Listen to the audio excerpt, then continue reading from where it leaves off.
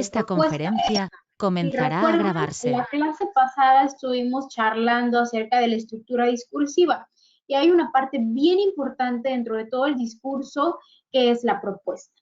Y bueno, la propuesta en esta ocasión es aquella directriz a la que queremos conducir a nuestra audiencia. Ya les explicamos el problema, ya expusimos nuestra tesis. Bueno, ahora es momento de que les hablemos acerca de cómo es que queremos solucionarlo. La propuesta, para empezar, ya habíamos visto las características, que tenía que ser viable, materializable, concreta y con especificación de involucrados. En esta ocasión, para realizar la propuesta vamos a tener en cuenta lo siguiente. Vamos a volver a leer todo nuestro discurso y vamos a plantearnos esta pregunta. ¿Cuál es el principal problema? ¿Y qué se necesita para resolverlo? Viéndolo desde diferentes vertientes y aquella vertiente que más me convenga a mí a mi discurso. Hay propuestas educativas, hay propuestas, por ejemplo, del ámbito de la salud, hay propuestas legislativas, hay propuestas de programas sociales, hay propuestas de diferente materia, de diferente índole, y nosotros tenemos que aprender a establecer esas materias en las que quiero ahondar para proponer. Primero ya analizamos el problema de nuestro discurso, la tesis de nuestro discurso y vimos cuál es el principal problema que atravesamos. Para plantear la solución vamos a elegir un eje o materia, ya sea en educación o salud.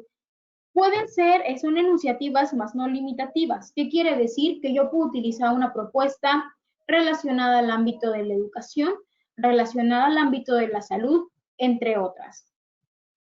Y puedo también utilizar una propuesta de nada más un ámbito.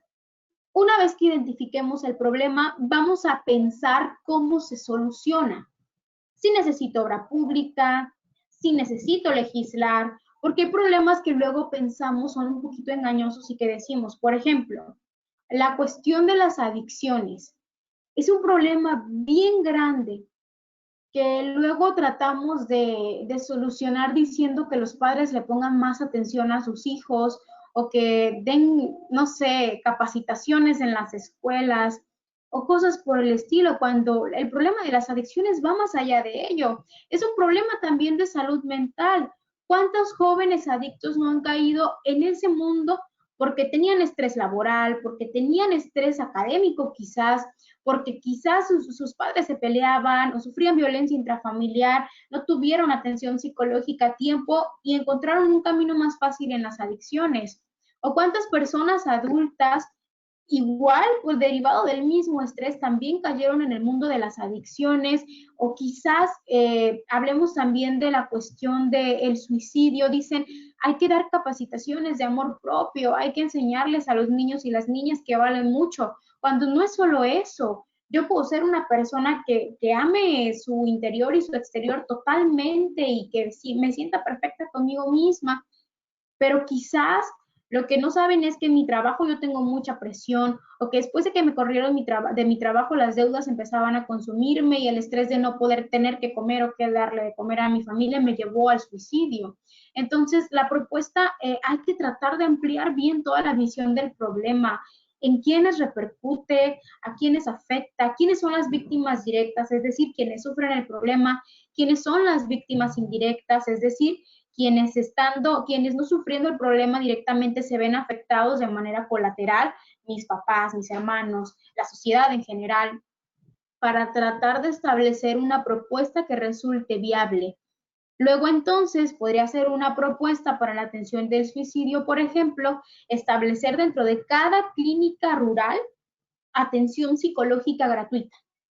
Además, por supuesto, ya si lo quieren ver así, de igual un psicólogo por escuela o una psicóloga por escuela, clínicas de salud mental mínimo una en cada municipio o una o por distrito o por regiones, o inclusive programas de atención a suicidio en seguridad pública, etcétera. Inclusive puede haber una reforma a la ley de salud para legislar acerca de la salud mental y la responsabilidad de las autoridades en ello. Podríamos incluso proponer, por ejemplo, para el otro tema que tocábamos, que era el de las adicciones, también Ahora que vemos, por ejemplo, la reforma del Senado pudo haber sido una propuesta anteriormente, quizás no pudiera sonar contradictorio porque lo que estamos tratando pues es de prevenir, pero yo creo que también está el libre de desarrollo de la persona y que pues lo que daña es el exceso, no el consumo. Entonces pudiéramos también verlo desde esa vertiente, empezar a legislar hasta qué punto se puede consumir o tratar de abrir la mente de los padres, de las madres, de los maestros y maestras para atender el problema de raíz. Entonces, hay muchísimas propuestas que pudiéramos imaginar y diseñar y que por supuesto van a servir para tratar de esclarecer el problema que estamos planteando dentro de la tesis. Entonces, una vez que ya establecimos la propuesta, vamos a cerrar con la involucración con el señalamiento de involucrados.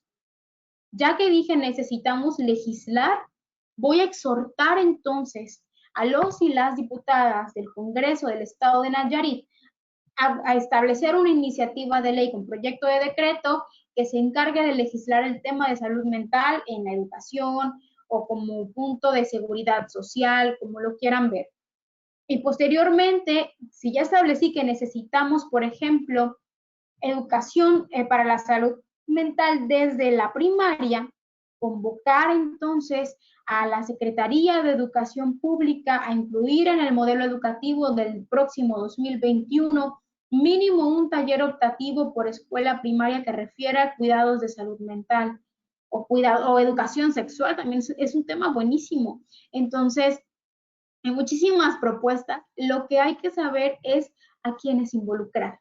Porque una vez que yo especifique a quién le corresponde, no solamente dejo en claro que soy una persona que en verdad se preparó para la exposición o para el discurso y que supo hacer una investigación a fondo del problema y la solución. O sea, no vine a hablarles nada más porque me cae mal ante Andrés Manuel López Obrador o porque me cae mal el PRI o el PAN o cualquier partido o el gobierno mismo, sino que vine a hablarles de un problema que sé que tiene una solución y sé cómo solucionarlo.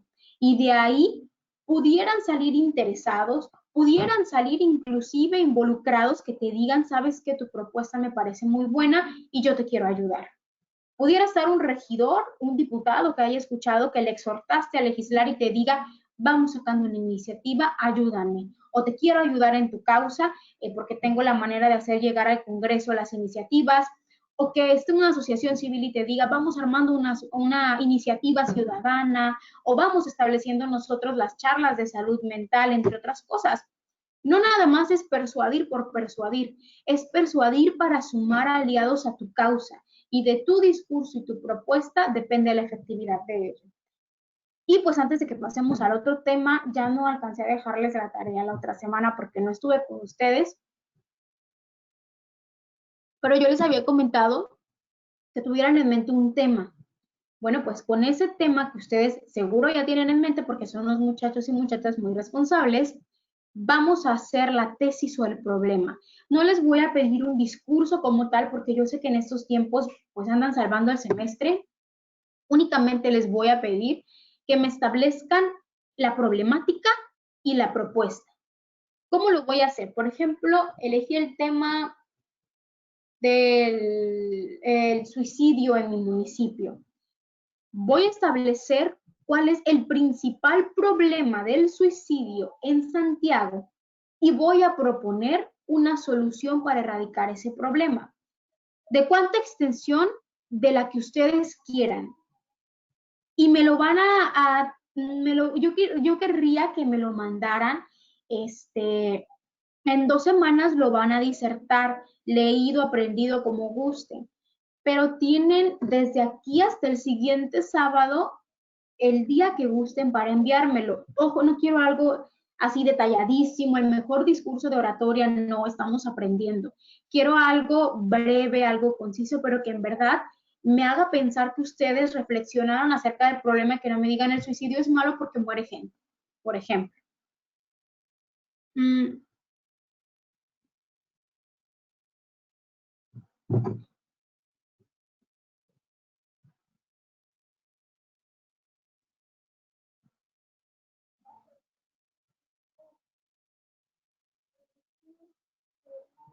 ¿Sí me escuchan? Es que como que se congeló la cámara.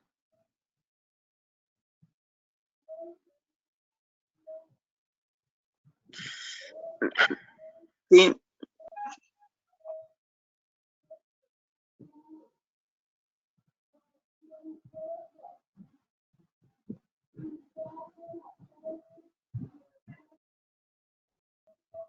Este, no alcanzo a escuchar.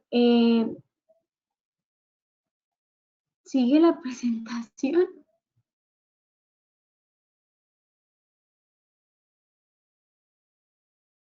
yo no. Sí, aún se ve la presentación. Yo sí la veo.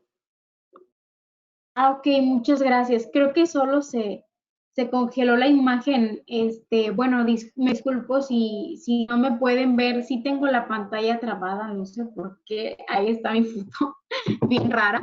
Pero bueno, que siga la presentación, creo que todo bien, ¿no? Igual si en algún momento me dejan de escuchar. Ah, miren, me apareció que,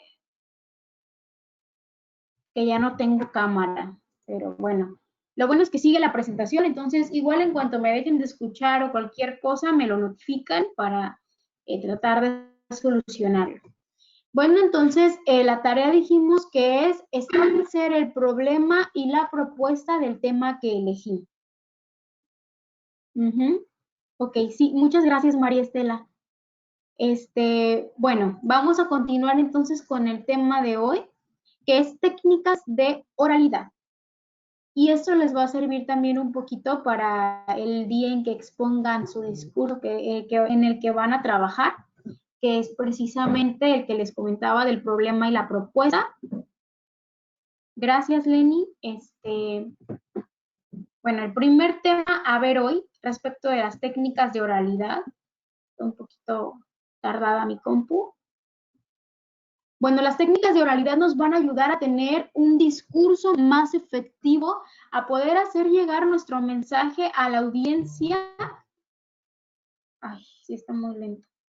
Se sube y se baja, perdón. Bueno, el primer tema es la postura. Estaba en las diapositivas, tenía...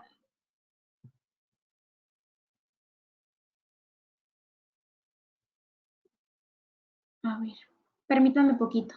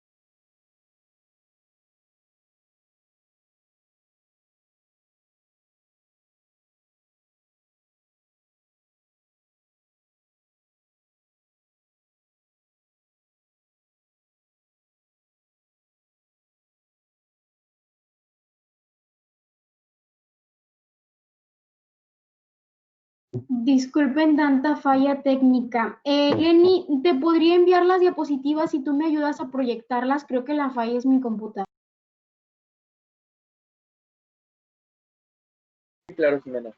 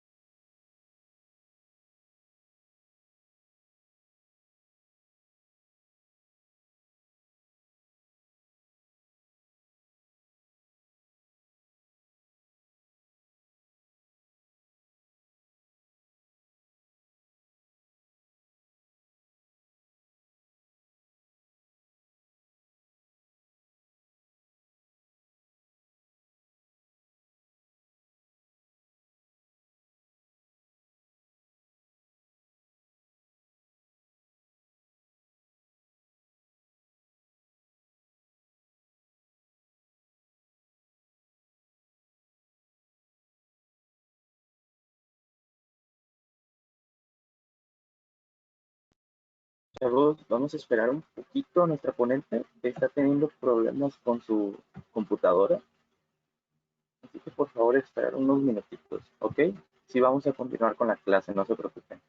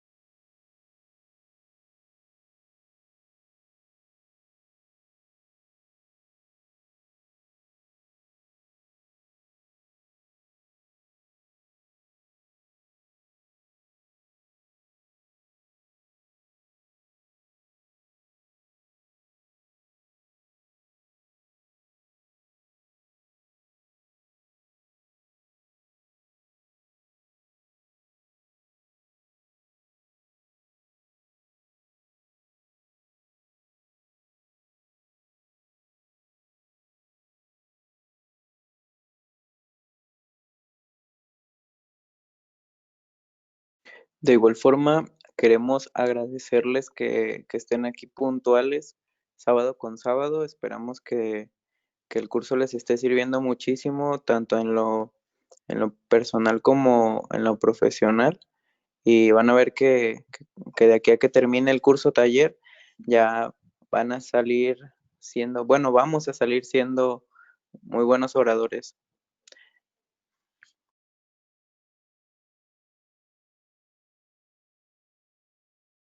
Muchas gracias, Daniel, presidente de AMEFC de Nayarit. Chavos, como miembro de la Oficina de Educación, quisiera preguntarles qué les está pareciendo este curso taller. Si gustan encender su micrófono o ponerlos en los comentarios, todo es bien recibido, por favor.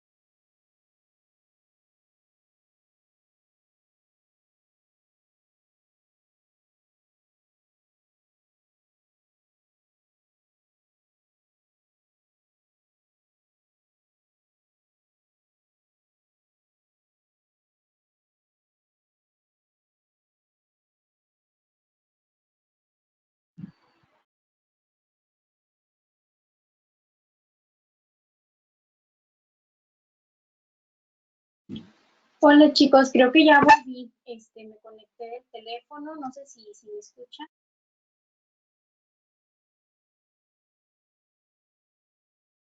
Escuchamos, Jimena. Muchas gracias.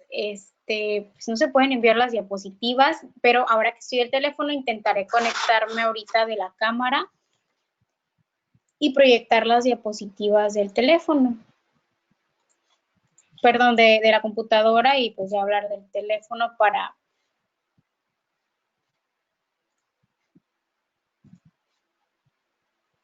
Parece que se está uniendo.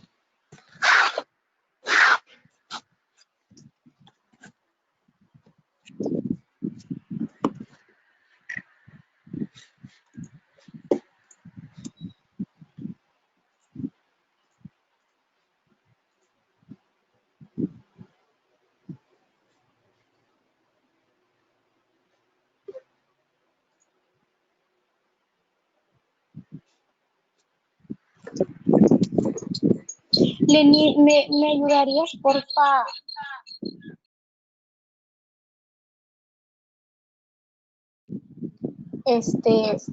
a aceptar para que comparta la página en la otra cuenta, en la que dice Jimena Sandoval?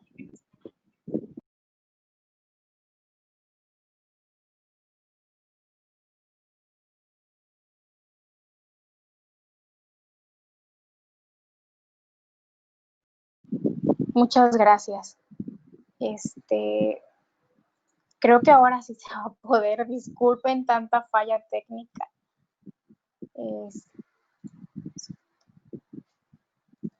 Curso.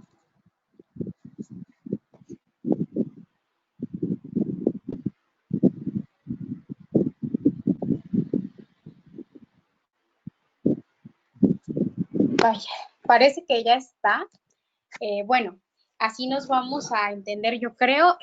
¿Sí ven las diapositivas y escuchan el audio bien? Sí, todo bien. Muchísimas gracias. Entonces, ahora sí, seguimos. Bueno, respecto de las técnicas de oralidad, el primer punto a analizar es la postura. La postura dice muchísimo de ti. Y yo les comento siempre a mis alumnos y alumnas que habla de nosotros desde que estamos sentados, inclusive antes de subir a tribuna. Por ello es muy importante que un buen orador o una buena oradora sepa siempre cómo presentarse dentro de un auditorio. Desde que cruzas la puerta de la entrada, ya te está contando para la presentación. El jurado que evalúa no solo evalúa cuando estás arriba del escenario, sino tu comportamiento detrás. Entonces, vamos a tratar de tener una muy buena postura mientras estemos sentados. Les puse por ahí en las diapositivas los errores más comunes. No es normal, no está bien estar en una ponencia y estar en ninguna de las poses que se mencionan por ahí. No es normal que tengamos nuestra espalda un poco jorobada, eso también nos hace daño. Pues me imagino que ustedes sabrán más que yo de los daños que incluye esta postura. Siempre hay que estar con la espalda erguida, estamos sentados, pero hay que tratar de tener las piernas juntas, hay que tratar de tener la vista al frente, de poner la atención a quien nos antecede, a quien está hablando, de no estar platicando con las personas de al lado, pero sobre todo ello, mantener la espalda erguida y no estar tampoco en el teléfono, estar poniendo atención a quien habla. Una vez que nos paramos, la postura continúa erguida, pero vamos a dar los pasos firmes y vamos a tener ese contacto con la audiencia en primer punto. Luego vemos unas personas que tenemos, cada quien construye su estilo, ¿no? Pero no es recomendable que del todo vayamos como robots, así viendo hacia el frente. Y es como que por caminar derechos o por caminar firmes creemos que es necesariamente ver hasta el escenario, hasta el momento en que lleguemos, cuando en realidad pues es también una muy buena oportunidad para establecer contacto visual con quienes están recibiéndonos en la audiencia. Podríamos, por ejemplo, si estamos en las butacas de atrás, pasar por los lados sonriendo, con la vista al frente, con la frente derecha, por supuesto, pero la vista podemos variar un poquito, voltear, mirar, saludamos al jurado, a los maestros, subimos al escenario y una vez que subamos al escenario vamos a tomar unos segundos para encontrar mi postura ideal. ¿Y esto cómo lo vamos a realizar? Colocando los pies a la altura de los hombros, las manos a los costados, de frente, el rostro, vamos a colocarlo, la barbilla, solo viendo hacia el frente. No suban más allá, porque luego si se fijan, yo los estoy mirando de arriba hacia abajo. Y eso no está padre cuando eres parte de la audiencia. Eso da un poquito una señal como de arrogancia, egocentrismo. Y si la tengo hacia abajo y los estoy viendo hacia arriba, me muestro como una persona insegura, me muestro como una persona que quizás no estudió del tema y no está lista para hablar de ello. Y si yo entro con mi barbilla hacia el frente y la mirada hacia el frente directamente a la audiencia, entonces me muestro como una persona segura.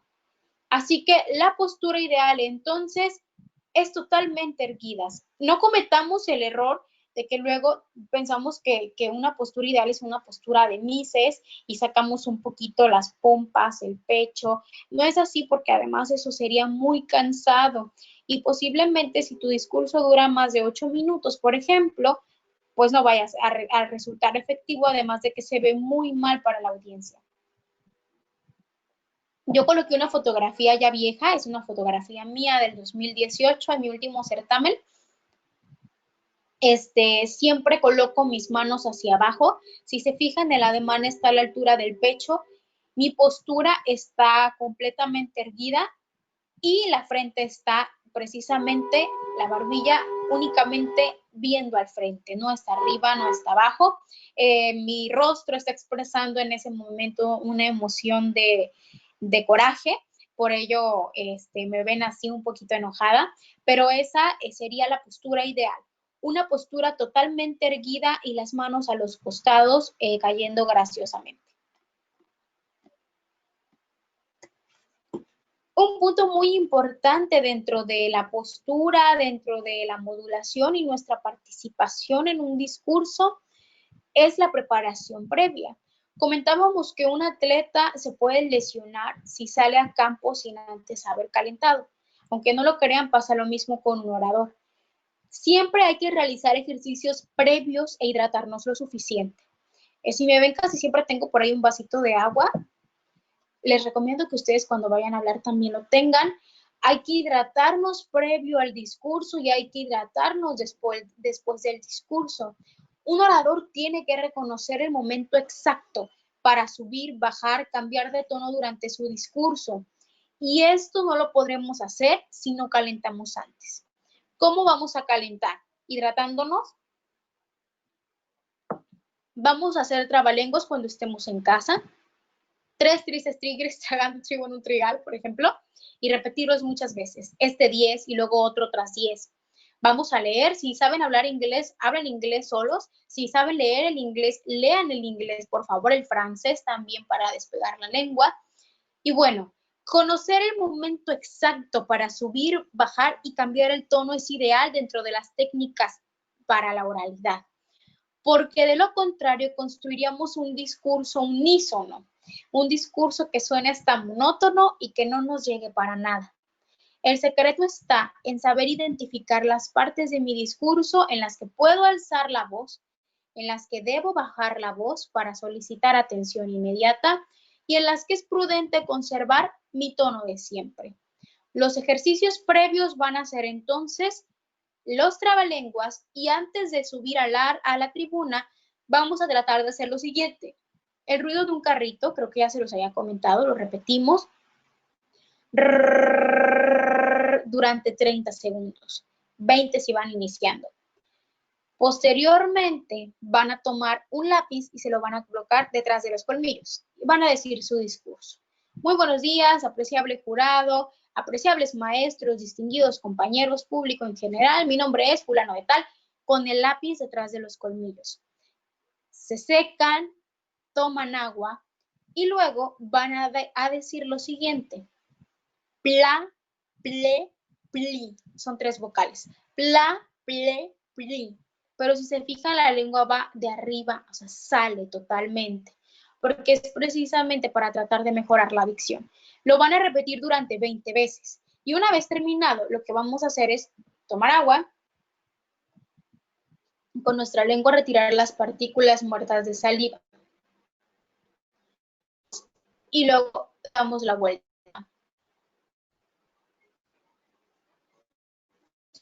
Si se fijan, se ve cómo la lengua sale. Entonces, cada uno de las extremidades del medio, si hay que tratar de, si no lo hacen, se les va el momento de hablar, escuchar una plasta pegajosa al momento. Si lo hacen, su voz será mucho más clara. Lo que resta es su propia saliva, que no les dé asco, y estarán listos para disertar su discurso. Proyección, mi parte favorita, porque es una parte que muchas de las veces descuidamos e importa como no tienen idea. Lo que vistes, tu cabello, importa, pero importa más la seguridad personal. La seguridad personal luego es un tema bien delicado porque aunque no lo crean, estas dos cositas superficiales que muchas de las veces diríamos, ¿qué tiene que ver? Importa. Un orador, la historia nos lo pinta como una persona trajeada, una persona pulcra. No quiero decir que en la actualidad no lo sea, sino que ha mutado un poquito esta definición. Hay oradores, por ejemplo, yo siempre pongo el ejemplo de la federación, la FEUAN, en los discursos, por ejemplo, que dan en la marcha del 2 de octubre, cómo suben los estudiantes a dar los discursos, con su gorra, con sus lentes, con sus tenis, su playerita sport. Son oradores, sí son oradores. No necesariamente tienen el traje, el vestido y la zapatilla, pero están haciendo oratoria ahí arriba. Quizás por el concepto, ¿no? Que es una marcha, que hay que caminar, que necesitas, no sé, cuidarte del sol, pero podemos ser oradores en cualquier lugar. Yo ahora, por ejemplo, estoy siendo una oradora y bueno, pues traigo casi la pijama. Entonces, hay que saber identificar a dónde vamos para saber en qué concepto, qué ropa vamos a usar, aunque se escuche un poquito vanidoso, ¿no? Cuando vayamos, por ejemplo, a un recinto solemne, sí les recomiendo, sí es muy recomendable que vayan de gala, sobre todo si se trata de un concurso de oratoria. Yo les voy a dar estos consejos imaginando que van a ir a un certamen o una presentación muy formal.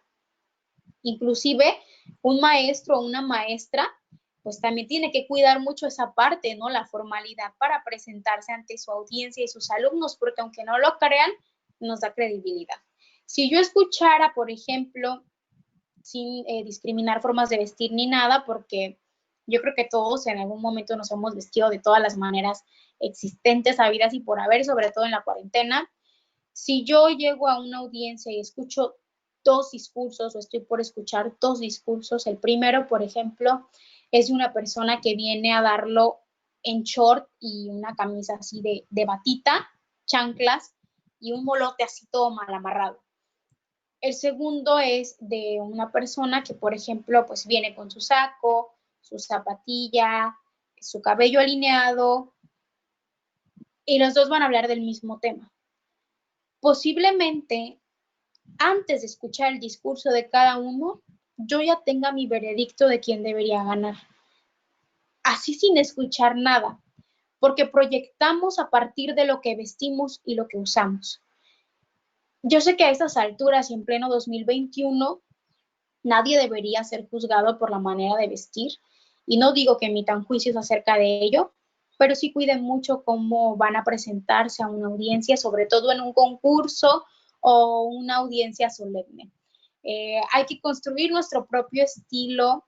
No es necesario que vayan, no sé, vestidos así súper apretados y con el saco y los zapatos limpiecitos, a más no poder, pero sí cuiden mucho de la higiene. Proyectamos mucho. A nosotros en Derecho nos decían, si tú vas desaliñado a una audiencia, si tú no muestras ser una persona cuidadosa en tu aseo personal, difícilmente vayas a proyectar ser una persona cuidadosa en los casos que tienes bajo tu responsabilidad. Y ello cuenta para el cliente. Vamos a vender también nosotros esa imagen entonces. Así que, como recomendación, las uñas, aunque no lo crean, pues sí tienen un papel bien importante. Yo recomiendo que usen tonos tenues, tonos formalitos, un tinto, un beige, un color hueso. Los hombres no se pueden, no es que no se puedan pintar, no acostumbran pintarse las uñas, igual no es mala idea pintárselas, pero de no querer hacerlo, cuiden que no traigamos tierrita, que estén limadas, que estén, no lo sé, a la altura necesaria de sus dedos. Cuiden el cabello, que tengan el corte bien hecho. Las mujeres vamos a peinarlo, vamos a cuidar que no nos veamos desaliñadas y greñudas, los hombres igual. ¿Qué ropa debo de vestir? La que prefieran y les haga sentir cómodos. ¿Qué zapato debo de calzar? Uno con la altura, para mujeres con la altura necesaria. Luego, a veces tendemos a usar zapatillas súper enormes y al momento de mantener el equilibrio, porque estamos derechas mucho tiempo ejerciendo presión sobre los tacones para decir el discurso, nos calan, nos hacen perder el equilibrio y ha habido más de una persona que ha torcido el pie durante un discurso o al caminar al auditorio. Entonces, hay que checar esa parte, tratar de que sean zapatillas de un tacón pequeño. Si son cerradas, mejor. Si son abiertas, no hay mayor problema. ¿Qué tipo de vestuario? El que me haga sentir cómoda, pantalón, vestido, falda, cualquier cosa. Hay que cuidar el largo, porque vamos a quizás subir escalones, estamos frente a una audiencia, entonces hay que tratar de cuidar el largo para sentirnos cómodas, solo para eso. O hay personas que igual usando faldas cortas se sienten muy cómodas. Yo lo digo porque en lo personal a mí al momento de caminar pues no me hace sentir tan cómoda. Entonces, si quieren un consejo personal, cuiden mucho el largo para que después no se sientan incómodas. Hombres, es recomendable que lleven traje sastre. Para ustedes creo que no hay muchas opciones. Si no van a llevar traje sastre, entonces pueden llevar una camisa de vestir. Ojo, de un color tenue, que no maree, no salgan con su rojo, fosforescente, naranja, vivo, verde. Hay que tratar de cuidar los colores, por favor. Rosas palo, un negro incluso, blanco, azul cielo, azul oscuro, pero de un solo color. No salgan con sus cuadros, sus bolas y sus rayas en camisas porque distraen muchísimo. Lo mismo para las mujeres. Hay un cuadrado que sí es permitido en los pantalones, es un cuadrado muy bonito que no marea. Pero hay vestidos que luego tienen flores, bolas, rayas, palos. Y la verdad es que la audiencia está más concentrada en identificar los colores y formas de nuestro vestido que en lo que estamos diciendo. Hay collares, una vez me pasó que vi una amiga en un discurso que traía un búho gigante, o sea, sí, enorme, colgando. Y al momento de hablar, el búho hacía esto. Y todos estábamos así en su discurso viendo al búho moverse y no recuerdo ni siquiera de qué habló. No digo que le pasa a toda la audiencia, pero sí a la gran mayoría, entonces traten de cuidar los accesorios. Hombres es lo mismo, no lleven corbatas con formas o colores fosforescentes que vayan a distraer a la audiencia. Traten de siempre implementar formas de vestir muy neutro, muy formales, muy calmadas, para uno, no distraer a la audiencia. Dos, pues nos hace sentir cómodos o incómodos, todo depende de cómo nos vistamos. Yo he subido una experiencia muy personal que tuve un día. Estaba harta de no ganar en los concursos, nunca ganaba. Llevaba 5 años consecutivos sin siquiera pasar a improvisar. Entonces, estaba a punto de no ir. Cuando razono y digo, bueno, vamos a ver qué sale, me pongo mi uniforme, así el de la prepa. Recuerdo que una blusita blanca, una falda. Me voy con los zapatos todos sucios y una cola aquí toda fea y un moño que se estaba deshilachando. Llego y para mi sorpresa paso a improvisar.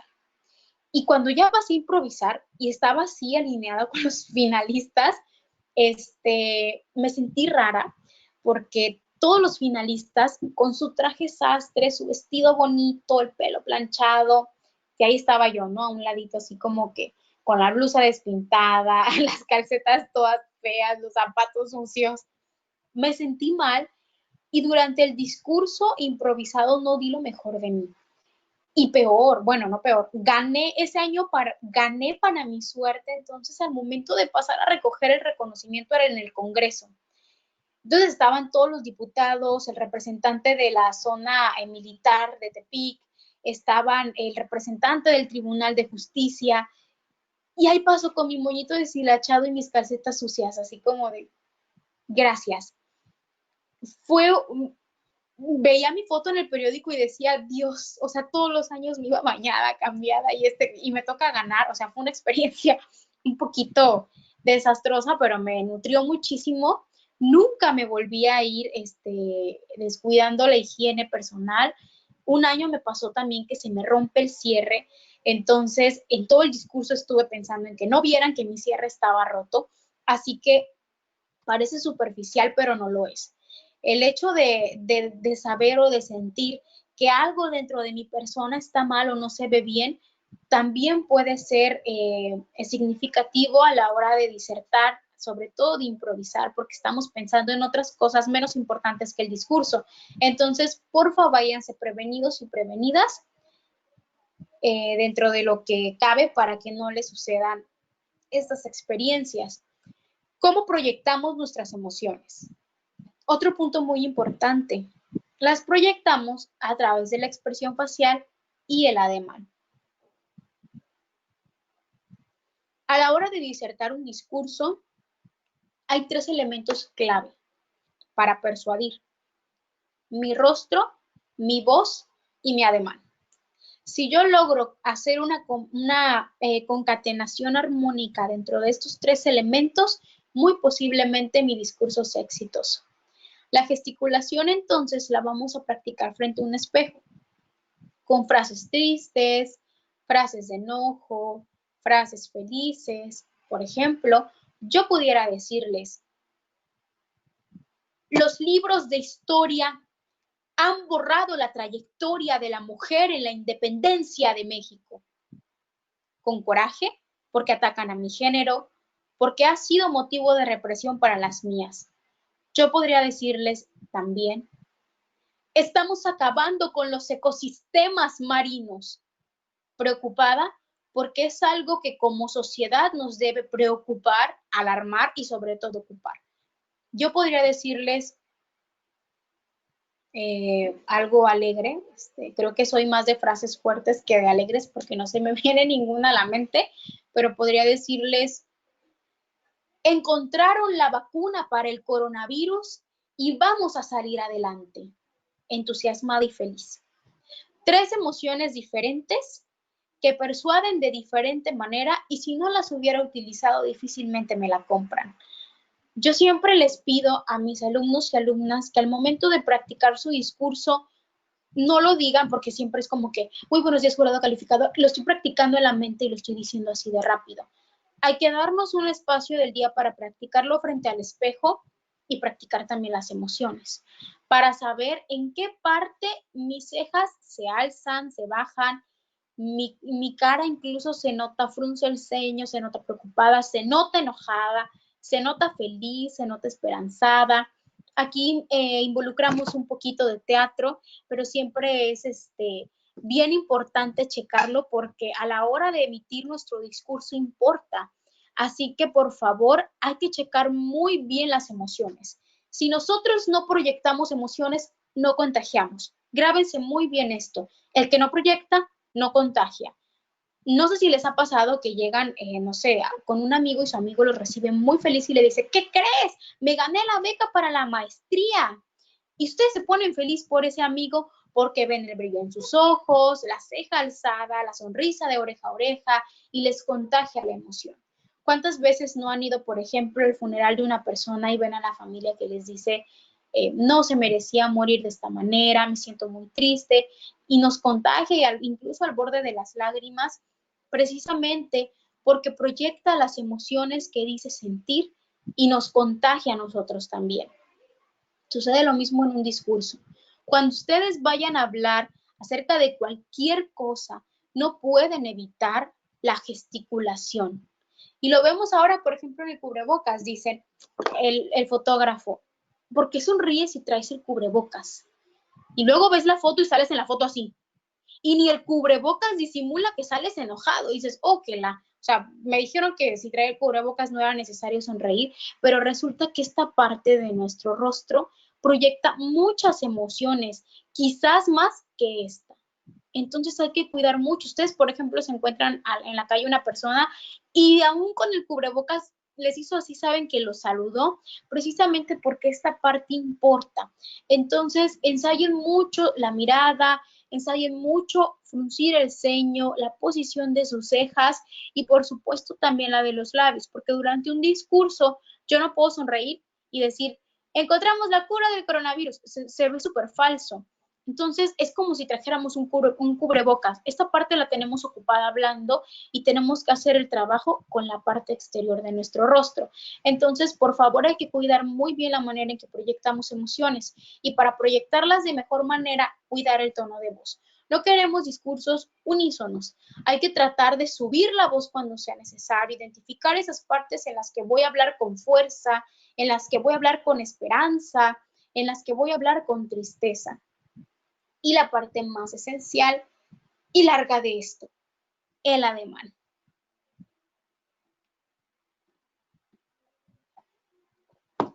¿Y las manos dónde rayos las pongo durante mi discurso? Bueno, cada orador construye su propio ademán y su propio estilo con ello. Al desarrollar el tuyo, tienes que intentar no exagerar movimientos y coordinar los movimientos de tus manos con tus gestos. Por ejemplo, yo ahorita les decía, encontramos la cura para el coronavirus. Vamos a salir adelante. Coordino mi ademán, vamos con seguridad a salir adelante, mi gesticulación, mi voz y el ademán. ¿Qué pasaría si yo les digo, encontramos la cura para el coronavirus, vamos a salir adelante? No contagias, no emocionas. Tienes que necesariamente utilizar el ademán si quieres llegar más pronto a tu audiencia. ¿Dónde van las manos durante el discurso? Depende. Si tu discurso es un discurso de oratoria, hay que conservarlas a los costados sin tocar la ropa, sin meter las manos en las bolsas, ni sujetar absolutamente nada. Si mi discurso es una conferencia, posiblemente en esta mano tenga el apuntador con el que cambio las diapositivas y en la otra me dirija al público y lo cambie de mano y juegue un poquito más porque es más didáctico. Pero el discurso de oratoria es más formal, es más rígido. Y si voy iniciando, muchos me preguntan cómo el ademán, cómo lo hacemos, o tú pónmelo, me dicen. Error. Maestro que les ponga el ademán durante un discurso está cometiendo un error. Posiblemente tu discurso salga bien, pero posteriormente vas a necesitar que te pongan ademán para cada oración que vayas a disertar. Y eso no es bueno. ¿Qué es lo necesario? ¿Qué se debe de hacer? Tú mismo vas a diseñar tu ademán haciendo uso de los que ya conozcas, que hayas visto en un orador, que hayas visto en un video, en una conferencia. Si vas iniciando, es permitido que tengas tus manitas juntas. Cuando ya agarraste confianza, que esto es a partir de máximo la segunda vez que disertas, ya van a los lados, si no, nunca te vas a acostumbrar. Ahora, las manos durante la conferencia, mientras ya estoy hablando, tengo que utilizarlas para expresar o que salgan por aquí los nervios. Porque luego estamos con las manos aquí, las estamos moviendo, las estamos haciendo así de los nerviosos que estamos. Y si las movemos en señal de ademán, estamos también expresando o liberando por aquí las emociones y los nervios. Yo siempre aconsejo que el momento de hacer un ademán, si van iniciando, hay dos movimientos básicos. Tenemos que es como diciendo, ok, y podemos usarlo de esta manera, podemos usarlo para señalar, podemos usarlo, lo destruimos y luego lo juntamos y luego lo volvemos a destruir y lo pongo al revés y lo pongo vertical y lo pongo horizontal. La otra y más fácil es esta. Es una L. Ay, no pueden ver la cámara.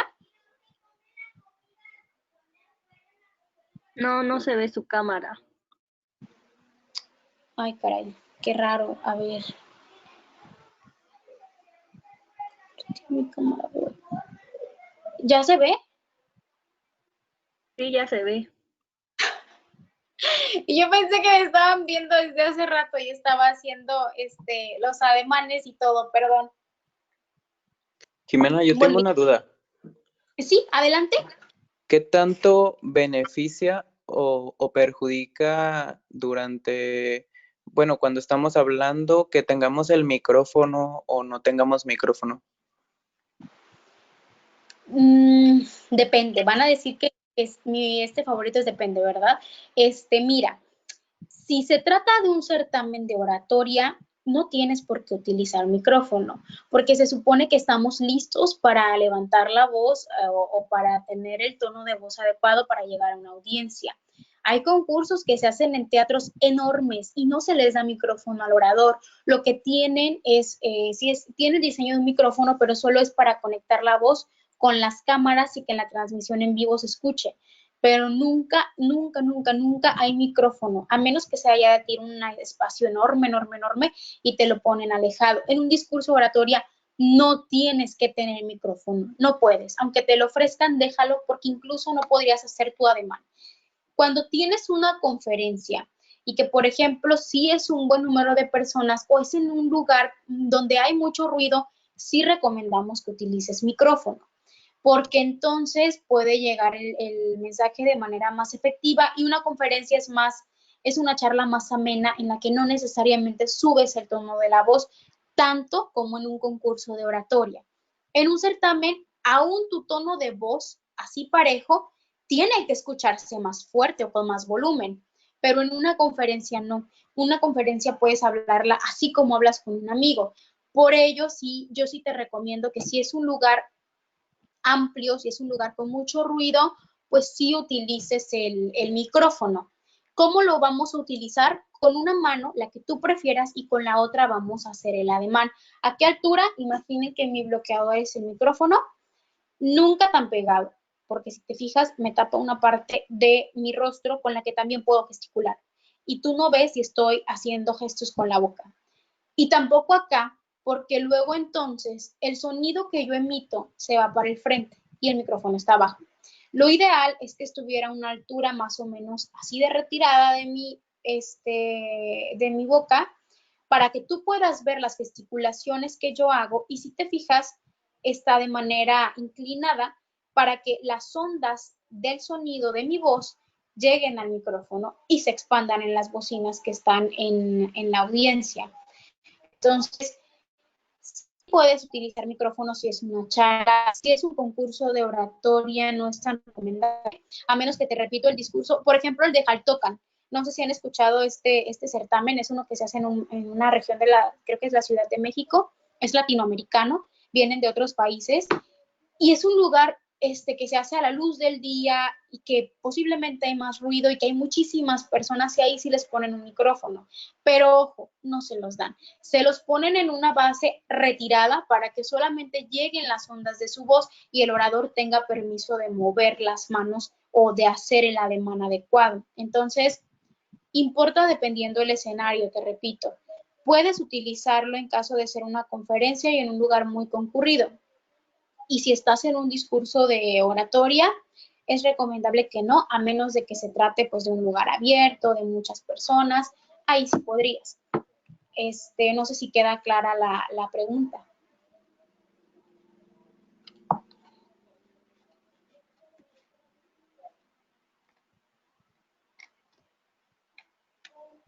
Bueno, vamos a continuar.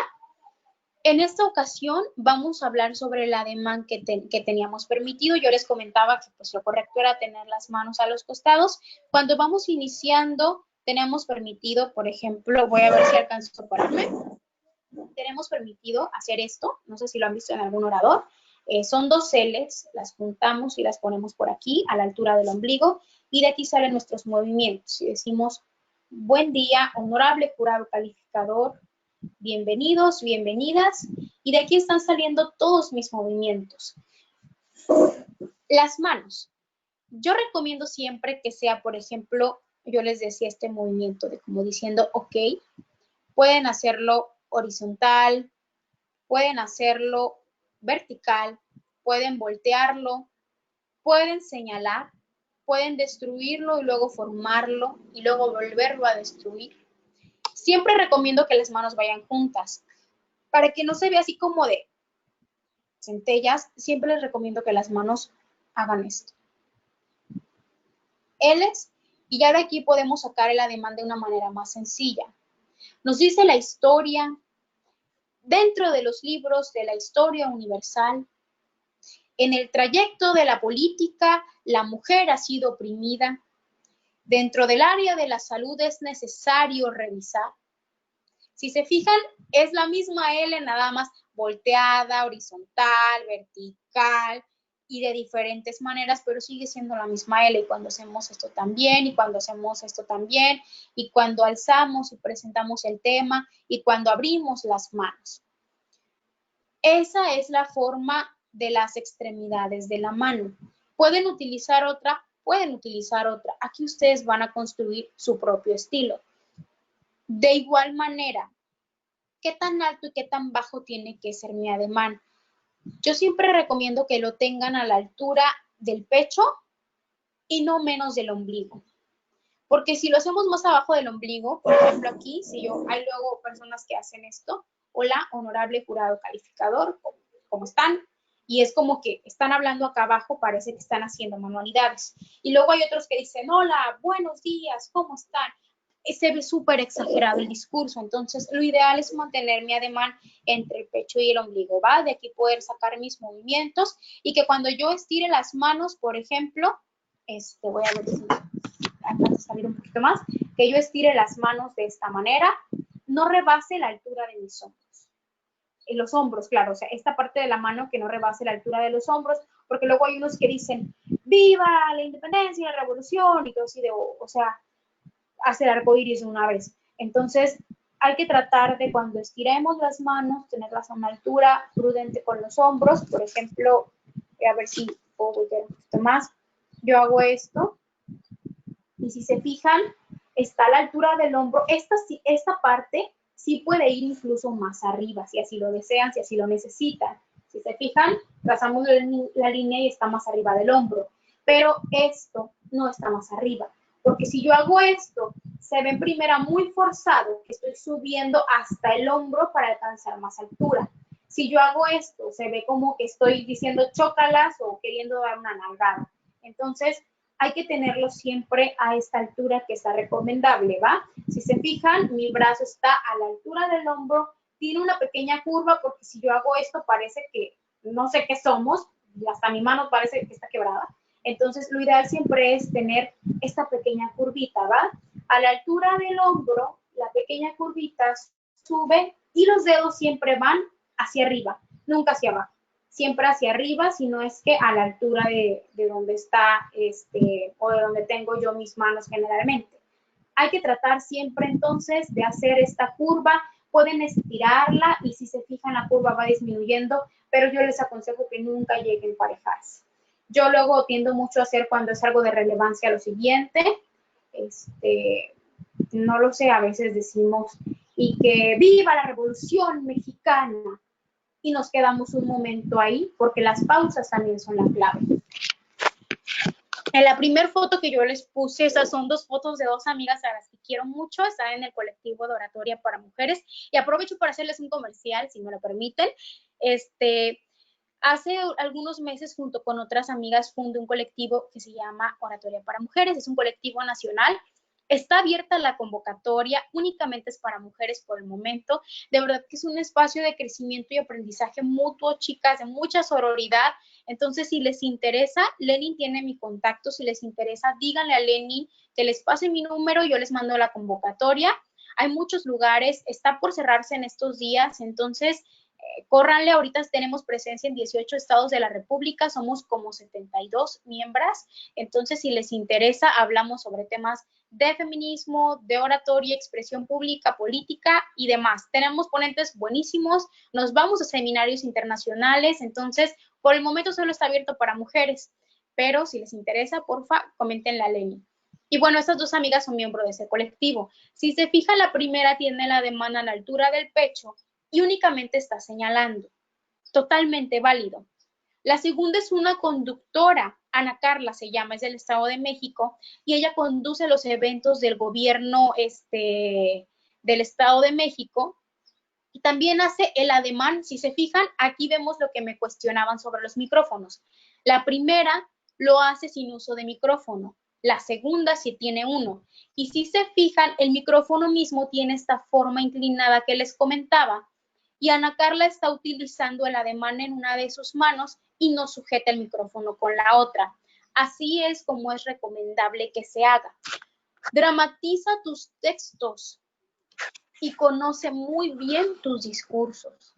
Para perfeccionar tu ademán, hay que hablar frente al espejo. Hay que practicar estos movimientos de los que hablábamos. Un discurso sin ademán es un discurso monótono y aburrido.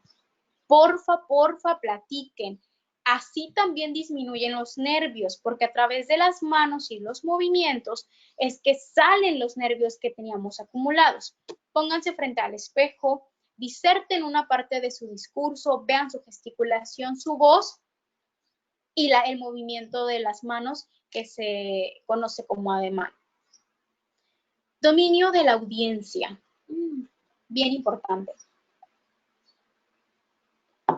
En el dominio del auditorio, algo que hay que señalar es que la mirada importa de manera trascendental.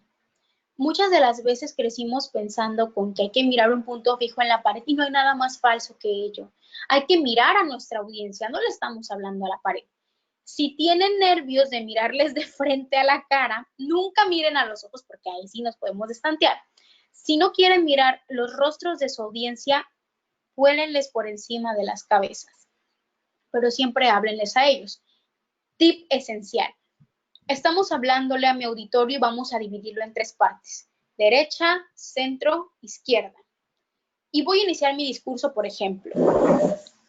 Buen día, honorable jurado calificador, maestros, maestras, distinguido público que el día de hoy engalana este evento. Estoy con ustedes para presentarme primeramente. Mi nombre es Jimena Sandoval, represento a la Universidad Autónoma de Nayarit. ¿Se fijan y reconocen las 3 partes de la audiencia? Para no estar moviéndonos así súper rápido como los perritos del aparador de los carros, vamos a tratar de dividir nuestro discurso. No es necesario que pongan aquí, voltea a la derecha, aquí a la izquierda, pero sí tratar de cubrir esos 3 espacios, porque generalmente nuestra audiencia es así, en media luna cuando son teatros o pareja cuando son conferencias, pero siempre existe el lado derecho, el lado centro y el lado izquierdo. Entonces hay que tener mucho cuidado en la manera en que nos dirigimos a la audiencia. Hablar solo al frente es un error. Vamos a tratar de mirarles, de darles su atención por un tiempo y posteriormente vamos a tratar, ya cuando hayamos terminado, de que al final de nuestro discurso demos una mirada de menos muy rápida a los demás. Y solo así es que lograremos tener un mejor estado. Termino allá, recorro lento, en silencio. Y así me despido de toda la audiencia. Es cuanto. Vámonos y salimos con nuestra salida así súper fancy, ¿no? Bien derechitos.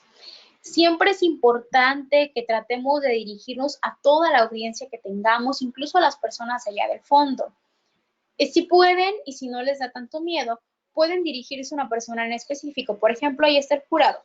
Yo estoy empezando a hablar con las 3 partes de la audiencia y luego volteo con el jurado. ¿Es cierto, no?, que en el año de 1810 inicia la lucha de la independencia. Y volteamos a otro lado.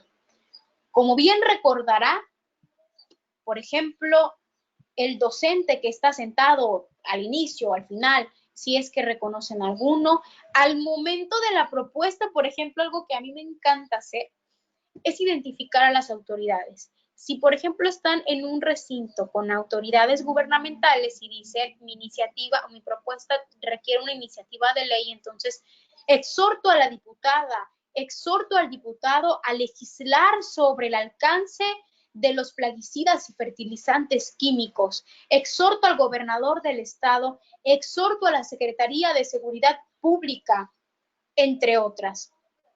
Es muy importante localizar a las personalidades que vamos a tener en la audiencia para poder dirigirles la propuesta o simplemente incluirlos en el discurso de esta manera. La educación es uno de los pilares fundamentales para el desarrollo de nuestra sociedad.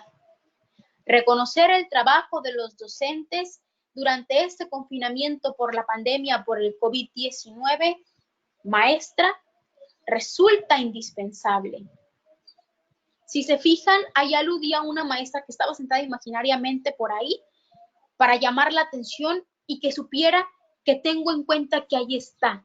Y uno luego se vuela y se siente especial y no les quita la mirada de encima. Por ejemplo, si dicen, no sé si han escuchado, generalmente lo hacen más los políticos, por ejemplo, están en un discurso y vamos a traer agua para toda la comunidad de Amapa, doña Juanita, y fulano, y sutano, y empiezan a nombrar a las personas que conocen porque eso nos hace sentir incluidos en el discurso y escuchamos con más atención y asentimos y cooperamos. Vamos a hacer lo mismo entonces también nosotros cuando estemos tratando de persuadir a la audiencia. La cosa es ganártelos para que sigan tu idea. El fin es lo que importa. Me escuché como Maquiavelo. Bueno, la cosa es no engañar ni darnos las de políticos, pero sí utilizar ese tipo de estrategias que nos van a servir para sumar aliados a mi causa. Por ejemplo, su causa es pues, el valor de la enfermería, quizás el hecho de conseguir mejores derechos para los enfermeros y enfermeras. Entonces, si yo sumo aliados a mi causa, posiblemente me vaya a ir mejor, vaya a tener más fondos, vaya a tener más donaciones, vaya a tener más manos que ayuden. Entonces, sí es bien importante. Consejo. Cuenta tu historia, cuenta la historia de los que te escuchan, empatiza, contagia y explota. Este es el último consejo de la diapositiva. Yo creo que también es bien importante hacer nuestro discurso muy personal. Hay veces que nos ponen a exponer y a improvisar, y decimos, ¿de qué les voy a hablar? Les voy a hablar de lo que conozco. Más allá de la información que tengo, los datos y las cifras no tocan corazones, las historias sí. Yo puedo contarles qué me pasó acerca de un tema de violencia familiar, de discriminación, de bullying. Puedo contar mi propia historia, por supuesto. Ojo, que no mi tema va a ser toda mi historia, pero sí en una parte de mi tema puedo meter mi historia. Por ejemplo, podríamos decir, el bullying impide el desarrollo efectivo de la niñez y suma elementos a la pérdida del cuidado de la salud mental. Niños y niñas justo ahora están pensando en suicidarse por algo que dijeron sus compañeros de la primaria. De manera muy personal les comparto que cuando apenas tenía 10 años de edad, mis compañeros y mis compañeras se burlaban por mi físico y me decían que una persona gorda jamás podría encontrar el amor, que nadie me iba a querer si no adelgazaba, que mi acné posiblemente no iba a atraer la atención de los hombres o de quienes quisiera que fueran mis parejas sentimentales. Ello consiguió que tuviese que ir o que estuviese pensando en la idea de quitarme la vida y un día incluso mi madre me encontrara a punto de cortarme las venas. Puede suceder. Es un caso muy triste, no me pasó, lo inventé, pero es un caso muy triste que pudo haberle pasado a una persona y que una vez que ya sanamos, ojo, que ya sanamos y que ya lo entendemos como una manera de crecimiento personal, puede ser utilizado en un discurso, porque no les estoy hablando nada más de cifras y datos, les estoy hablando de lo que pasa en la práctica, de lo que en verdad sucede en esas escuelas y de cómo las palabras de los niños y las niñas pueden repercutir al grado de querer acabar con una vida. Y de cómo después pueden haber estragos incluso cuando tenemos 30, 40, 50 años y no olvidarlos. Y podemos contar también la historia ojo, no de otra persona. Un error que luego cometen es que dicen, le pasó a mi prima que se quiso suicidar porque el novio la dejó y la prima todavía no acaba de sanar de esa experiencia. Entonces, el hecho de que lo digan y que la gente empiece a identificar y sacar cuentas y diga, Lupita es su prima, ay Lupita, puede repercutir en gran medida en los sentimientos de su prima. Entonces, por favor, no utilicen casos ajenos nunca en su discurso, a menos que sean públicos. Por ejemplo, está el de Olimpia.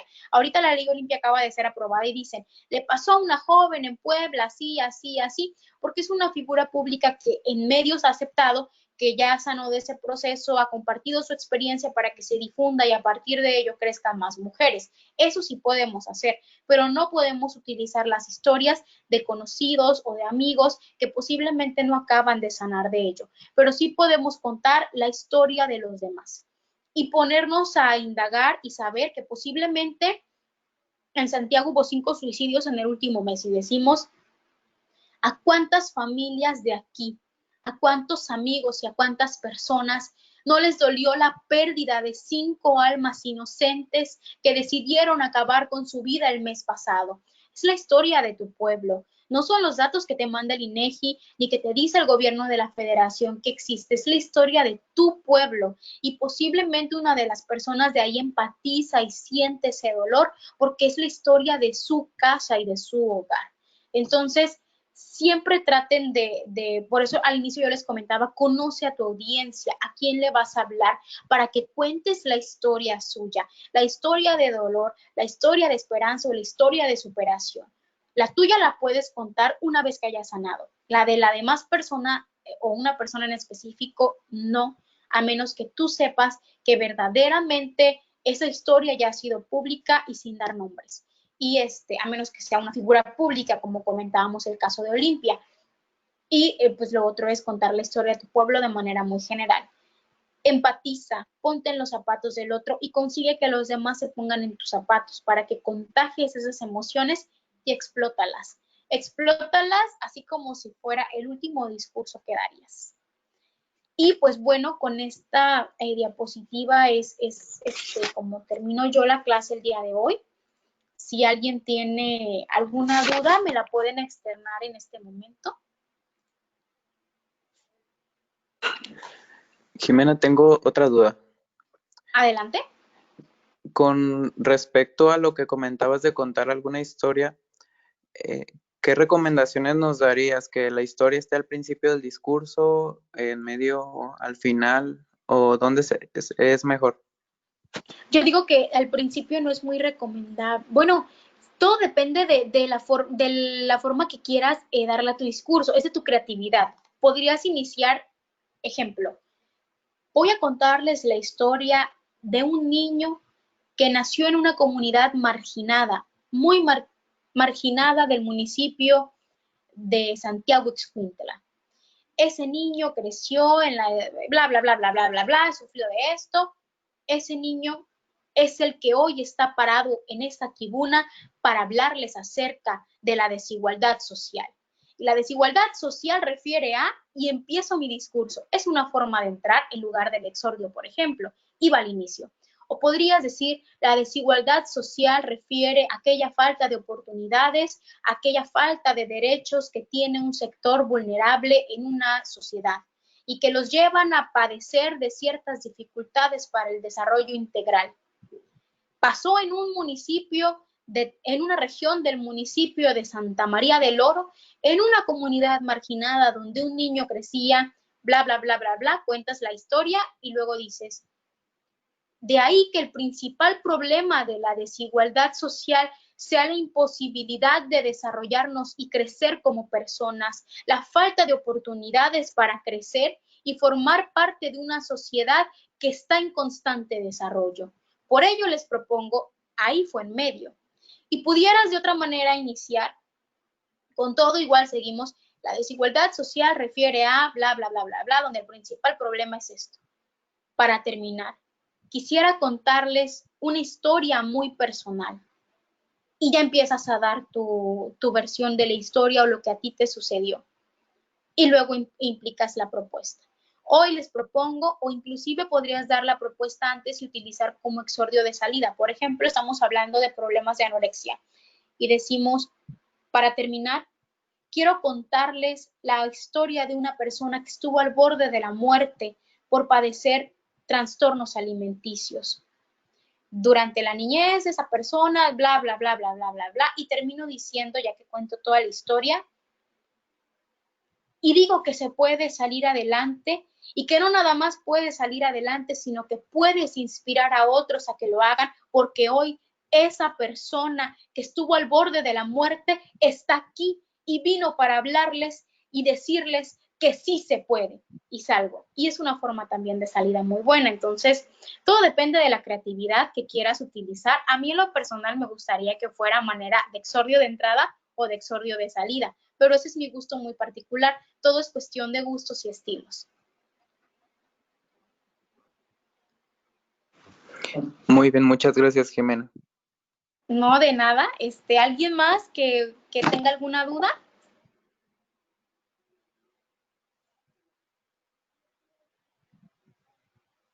Bueno, si queda alguna duda y no se animan a decirla, me la pueden mandar también por mensaje. Lenin tiene mi número, Daniel también. Y pues cualquier cosita estamos en contacto, chicos. Yo les vuelvo a agradecer que estuvieran en esta clase y pues nos vemos el siguiente sábado con sus problemas identificados y la propuesta. Acuérdense de enviármela pueden mandarla, le voy a pasar mi correo a Lenin ahorita que termine la clase para que le envíen por ahí. Y pues les mando un fuerte abrazo. Hasta luego. Gracias. Hasta luego. Solo una pregunta antes. Sí, adelante, ¿Hasta adelante. cuándo es cuál es el último día para mandarlo? Para Yo confirmar. diría que tenemos una semana, si les es posible, para a partir de que me manden los discursos, yo hacerles modificaciones. No es un discurso largo, pueden ser incluso solo 2 párrafos. Solo necesito el problema y la propuesta. Ok. Muchas gracias. Hasta luego. No hay de qué. Nos vemos, chicos. Que estén muy bien. Hasta luego. Muchísimas Muchas gracias, Jimena. Adiós. Siempre un placer. Hasta luego.